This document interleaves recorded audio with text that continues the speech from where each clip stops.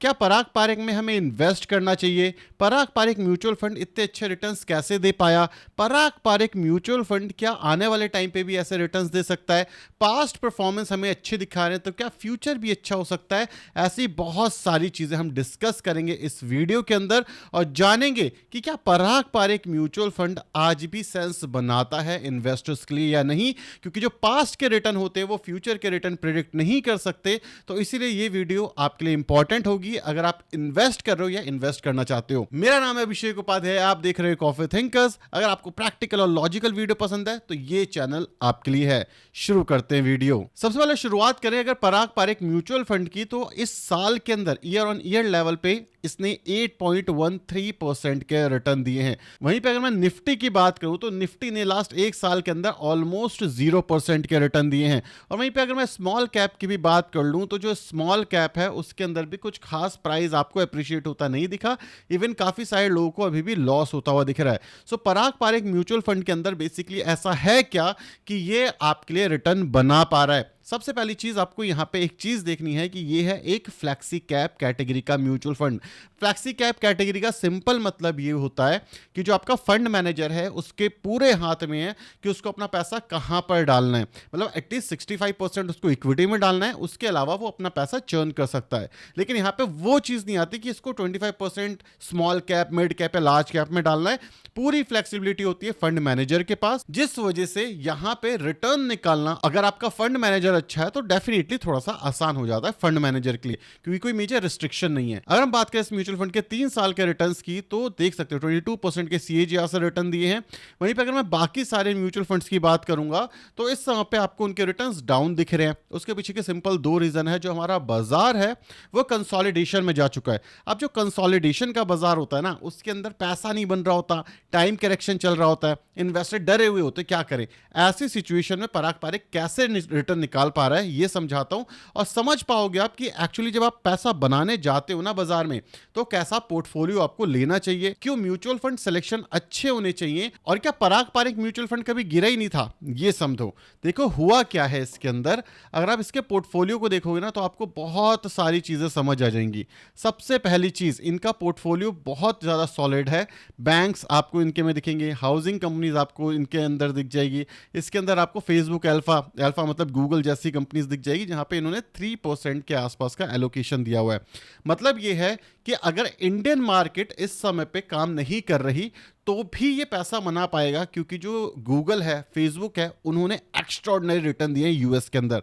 यहां पे एक और चीज है कि लास्ट एक साल के अंदर किन सेगमेंट ने पैसा बनाया है? बैंक्स ने, होल्डिंग कंपनी ने, एनबीएफसी ने। अगर आपको यकीन नहीं होता तो ये वाला चार्ट है हमारा निफ्टी 50 का। यहां पर देखो क्या है, कुछ रिटर्न्स नहीं बने। अगर मैं यहां पे आपको बैंक निफ्टी डालता हुआ दिख जाऊं तो आप देख सकते हो कि बैंक निफ्टी के क्या हाल रहे हैं। लास्ट एक साल में बैंक निफ्टी ने ब्रेकआउट दिया है एंड देन वापस अपने पे आया और अगेन ये रन अप देना शुरू कर चुका है। अगर बैंक निफ्टी की पीई की बात करूं, क्योंकि जब आप एनालिसिस करते हो म्यूचुअल फंड की थोड़ा डीप करोगे तो आपको लॉजिक समझ आएगा, क्योंकि लॉजिक के ऊपर ही बात हो तो ज्यादा बढ़िया है। पीई करंटली 15 का है, एवरेज पीई इसका 14 का है, मीडियन। ठीक है, तो अब क्या है, ये मीडियन पीई के ऊपर जा रहा है। लेकिन अगर मैं यहां पे 10 साल की बात करूं तो मीडियन पीई निफ्टी 50 का 23 का है और आज ये 15 के पीई पर है। तो अभी ये जो पराग पारेख फ्लैक्सी कैप है, एचडीएफसी हैवी वेट है, बजाज होल्डिंग हैवी वेट है, आईसीआईसीआई हैवी वेट है, कोटक महिंद्रा, अगर आप देखोगे ना, और ये सारे जितने भी स्टॉक्स हैं इन्होंने एक्चुअली अच्छे रिटर्न बनाए हैं। क्यों बनाए हैं? ज्यादातर लार्ज कैप की कंपनी है। महिंद्रा एंड महिंद्रा ने लास्ट एक साल के अंदर 29% से ज्यादा के रिटर्न बनाए हैं। तो ये सारी की सारी चीजें कंट्रीब्यूट कर रही है पराग पारेख की इस एक ग्रोथ के अंदर। अब आई होप आपको समझ आ रहा होगा कि पराग पारेख गिरता कम क्यों है और चढ़ता ज्यादा क्यों है, और इस जब गिरावट हुई थी तो क्यों बचा हुआ था?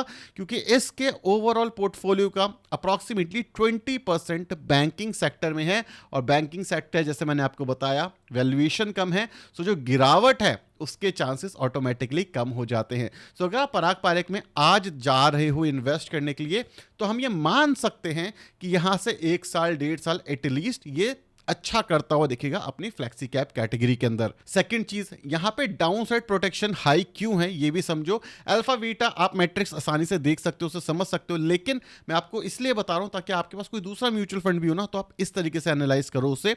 वो ये है कि एचडीएफसी बैंक ये सारे तो गिरेंगे कम। दूसरा, यूएस के अंदर ये जो टेक कंपनीज हैं जैसे अमेजॉन हो गई, अल्फाबेट हो गई, माइक्रोसॉफ्ट हो गई, अमेजॉन हो गई, अगेन फेसबुक हो गई, ये सारी कंपनियां ऑलरेडी चल चुकी हैं और ये कम गिरने वाली हैं। अभी जो यूएस की टेक कंपनीज हैं जो कि नैस्डैक का पार्ट होती हैं, वो सॉलिड तरीके से चल रही हैं। तो इसी वजह से यहाँ पे जो गिरावट के चांसेस है वो भी काफ़ी हद तक कम हो जाते हैं। आपको ग्लोबल अप्रोच भी मिलती है कि अगर आपको इन बड़ी कंपनीज में इन्वेस्ट करना है तो वहाँ पे आप पराग पारेख के साथ जाकर के भी इन्वेस्ट कर सकते हो। एक सबसे बढ़िया बात जो इसकी है कि टर्नओवर रेशियो कम है। अगर आप एक अच्छी कंपनी सस्ते प्राइस पे लेते हो और उसको लेकर के पकड़ के बैठ जाते हो, होल्ड करते हो, क्योंकि इस पोर्टफोलियो में तो कोई टर्नओवर रेशियो होता ही नहीं है ज़्यादातर, मतलब इतना कुछ खास है नहीं, तो इसको अवॉइड किया जा सकता है। लेकिन अगर आपके पोर्टफोलियो में बैंक्स रखना है, आपको इन्वेस्टमेंट बैंकिंग एंड ब्रोकरेज रखना है, आईटी रखना है, फोर व्हीलर रखना है, स्पेशलाइज्ड फाइनेंस, मतलब ये वो सेक्टर्स हैं जो 2025 में चले नहीं है। पहली चीज मतलब कम चले हैं तो इससे वैल्यूएशन कम है। अब सेकंड हाफ ऑफ 2025 में ये और चलने वाले हैं, तो इसीलिए ये पोर्टफोलियो बढ़िया दिखता है। अगर हम बात करें इसके अलावा कैश भी है इनके पास, तो अपॉर्चुनिटी मिलेगी, यहाँ पे इन्वेस्ट करेंगे। सर्टिफिकेट्स भी है, तो एक फिक्स इनकम भी ये कमा रहे हैं। अगर मैं यहाँ पे बात करूँ आपको इसके कॉम्पिटिशन की, जैसे एचडीएफसी फ्लेक्सी कैप हो गया, कोटक फ्लेक्सी कैप हो गया, यहाँ पे आप देख सकते हो कि एक अच्छी खासी आपको ग्रोथ देखने को मिली है। Out performance, consistent out performance आपको देखने को मिली है पराग पारेख के अंदर। इसी वजह से पराग पारेख ने 8% के साल रिटर्न दिए हैं, जहां पे निफ्टी 50 ऑलमोस्ट 0% के रिटर्न दे रहा है। स्मॉल कैप मिड कैप की तो ना ही बात करें तो अच्छा है। 3 साल के रिटर्न के अंदर भी पराग पारेख सेकंड बेस्ट है अपनी कैटेगरी के अंदर। तो नेट अगर आप देखोगे तो पराग पारेख आज की मार्केट के हिसाब से सॉलिड पोजिशनिंग हो रखी है इसकी। सेकंड चीज आपको ये पता होनी चाहिए कि पराग पारेख ऐसा नहीं कि गिरा नहीं है। यहां पर देखो एक चीज, 5 साल के अंदर अगर आप लेकर जाओगे ना, तो ये वाला जो पीरियड था 2021 से लेकर के 2023 तक, इस म्यूचुअल फंड ने 2 साल तक कोई रिटर्न नहीं बनाए थे। उसके बाद ये जो एक्सपोनेंशियल ग्रोथ आपको दिख रही है अगले लास्ट 3 साल के अंदर, ये इसी वजह से आई है। अगर आप इसका मैक्सिमम देखोगे तो ये पैटर्न आपको देखने को मिलेगा कि भाई कुछ टाइम तक पैसा नहीं बनाता 2 साल, एंड देन 1 साल पैसा बनाता है। ये पराग पारेख के साथ ही नहीं है, आप कोई भी म्यूचुअल फंड उठा लो, लोग क्वांट के साथ काफ़ी परेशान है इस समय पे, काफ़ी लोग एचडीएफसी के साथ काफ़ी परेशान है, कुछ लोग निपॉन के साथ भी परेशान है। क्यों? क्योंकि आपको एक बेसिक चीज़ समझ नहीं आती। अगर आप बेस्ट म्यूचुअल फंड भी लेना चाहते हो और आप कह रहे हो मैं 20 साल तक इन्वेस्ट करूंगा, मैं पोर्टफोलियो चेंज नहीं करना चाहता, तो यहां पे देखो 2021 सितंबर से लेकर के अप्रैल 2023 तक सिर्फ 3% का रिटर्न बनाए हैं इस म्यूचुअल फंड ने। और जब ये म्यूचुअल फंड गिरा हुआ था इस चैनल पे, तब भी वीडियोस आई थी कि भाई पराग पारेख होल्ड करना चाहिए, एंड देन एक्सपोनेंशियल ग्रोथ आपको यहां पे देखने को मिली। क्यों भाई? जो चीज चल रही है वो चीज चलेगी, आप ये समझो। अगर इस फेज के अंदर ये चीज नहीं चल रही, इसका क्या मतलब है?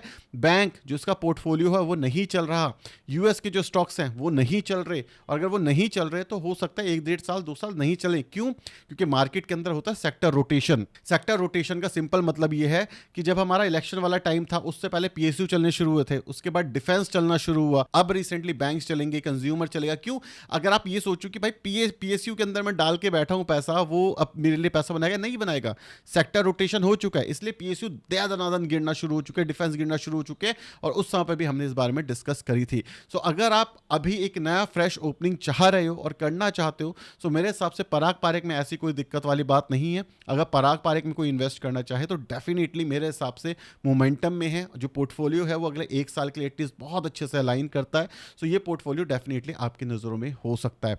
लेकिन ऐसा नहीं है कि ये अंडर परफॉर्म नहीं करेगा, आज नहीं कर रहा, आगे चल करके ये भी करेगा। तो अगर आप एक नॉर्मल इन्वेस्टर हो तो भाई टिके रहना अगले 5 साल तक। आपने देख लिया कि 5 साल में इसने अच्छे रिटर्न्स बनाए हैं।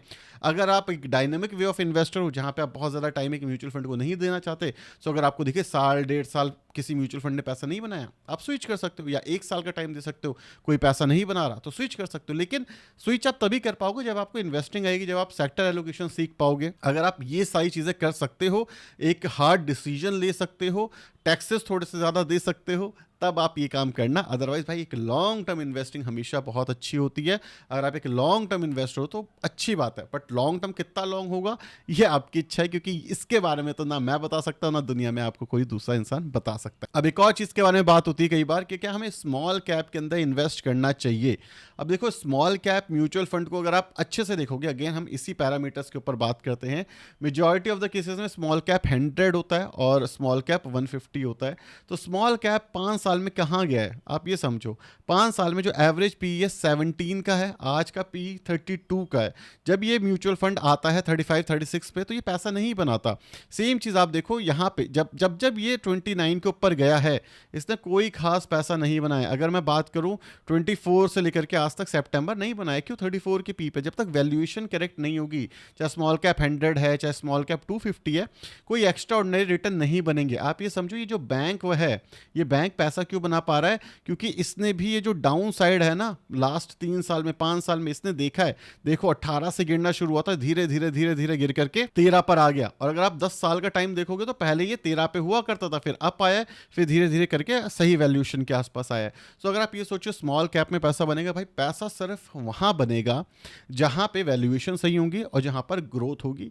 भाई चाहे बैंक्स हो चाहे कंज्यूमर हो, अब ये यहां से 1-1.5 साल अगर चल जाते हैं तो इसका मतलब ये नहीं है कि यही पैसा बनता रहेगा, फिर हमें अपना पोर्टफोलियो चेंज करना पड़ेगा। अदरवाइज हम फिर वेट करेंगे अगले 3-4 साल तक कि बैंक कंसोलिडेट करे, गिरे, फिर हम अपना पैसा बनाना शुरू कर पाए। एक बहुत प्यारा क्वेश्चन मेरे भाई ने पूछा था, मैं आपको उसका आंसर देना चाहूंगा। उसने पूछा कि यार ये जो म्यूचुअल फंड है, चाहे पराग पारिक हो गया, स्मॉल कैप हो गया, कोई भी दूसरा म्यूचुअल फंड, क्या हम यहाँ इन्वेस्ट करना चाहिए या क्रिप्टो में इन्वेस्ट करना चाहिए या गोल्ड में इन्वेस्ट करना चाहिए? देखो जो यूएस है वो अपनी पावर खो रहा है, तो मोस्ट प्रोबेबली अब जो भी पैसा है सेंट्रल बैंक्स जितने भी हैं, चाहे आरबीआई हो गया चाहे फेड हो गया, वो हमेशा गोल्ड की साइड मूव कर रहे हैं। और आप देख सकते हो पहले यूएस के पास जितना पैसा होता था, आज की डेट में सेंट्रल बैंक्स के पास उससे ज़्यादा गोल्ड है।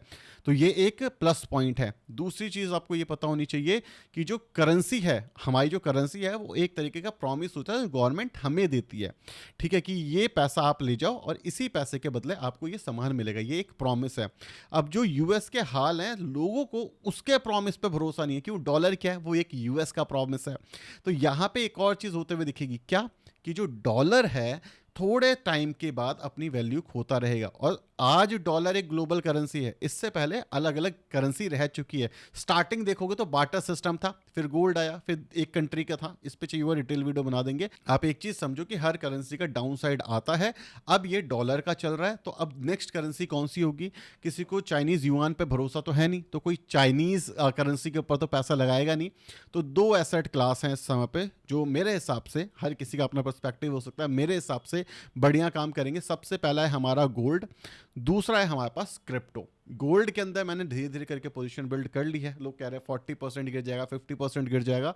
यार गिर जाएगा तो गिर जाएगा, तब का तब देखेंगे। अगर गिर जाएगा तो गिर जाएगा, लेकिन जो हमें सिचुएशन बता रहा है, जो हमें चीज़ें दिख रही हैं आसपास, जिस हिसाब से यूएस की सिचुएशन खराब है, ईरान इजराइल खराब है, अनसर्टिनिटी है दुनिया में, हमारे देश में नहीं दुनिया में। और अगर आप लास्ट 5 साल पीछे जाओगे तो यूक्रेन रशिया के अलावा इतने कोई मेजर इशू नहीं हुआ करते थे, जो कि ये 2025 के अंदर हो रहे हैं, ठीक है। इस लेवल पे गोल्ड मेरे हिसाब से एक सही सेंस बनाता है, एक हेज की तरह काम करेगा।